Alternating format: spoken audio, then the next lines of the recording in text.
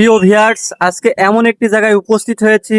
আপনারা অনেকেই হয়তোবা জায়গাটা চিনতে পারছেন, আবার অনেকেই পারছেন না। এই মুহূর্তে মূলত উপস্থিত হয়েছি অভয়নগর গ্রামের একেবারে নিরিবিলি একটি জায়গা। এখানে শুধু কৃষক ভাইরাই আছে।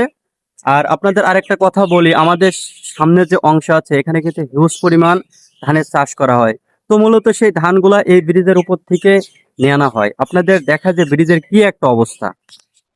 এই যে দেখুন ব্রিজের কি অবস্থা। এই যে ব্রিজটা আপনারা দেখছেন, এই ব্রিজটার উপর দিয়ে এখন কিন্তু কোনো কৃষক ভাইরা চাইলেও ধান কিন্তু নিয়ে যেতে পারবে না। শুধু এই দুই জায়গায় নাই, আপনাদের যদি এই পাশটি একটু দেখাই, যে দেখুন কি একটা অবস্থা। মনে করেন যে এখন চাইলেও এই যে মাঠে যে ধানগুলো আপনারা দেখছেন, এই ধানগুলো কিন্তু এখন কিন্তু নিয়ে যেতে পারবে না, শুধুমাত্র এই যে ব্রিজটা ভাঙার কারণে। যে দেখুন, তো সব মিলে কিন্তু এর জন্য কিন্তু কৃষকরা কিন্তু বিভিন্নভাবে কিন্তু ক্ষতিগ্রস্ত হচ্ছে।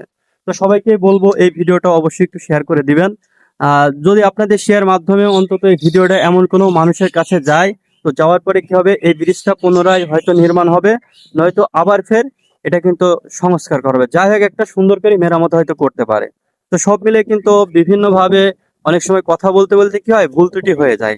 আর এইগুলো অবশ্যই আপনারা একটু ক্ষমার দৃষ্টিতে দেখবেন। আর এই যে আমাদের পাশে কিন্তু দেখছেন, এই যে বিরাট বড় একটা বট গাছ আছে। তো এই বট গাছটা কিন্তু অনেক আগে, শুধু যে এখন বিষয়টা কিন্তু এমন নয়। এই বট গাছটা আছে মূলত আমার বুদ্ধি হওয়ার আগ থেকেই, মূলত এটা আমি দেখে আসছি, যেখানে বট গাছ প্লাস কিন্তু একটা জাম গাছ আছে। তো সব মিলিয়ে কিন্তু এই যে ক্যানালটার মাছ দিয়ে মূলত এই যে ছোট্ট একটা মিনি সাইজের কিন্তু ব্রিজ আছে।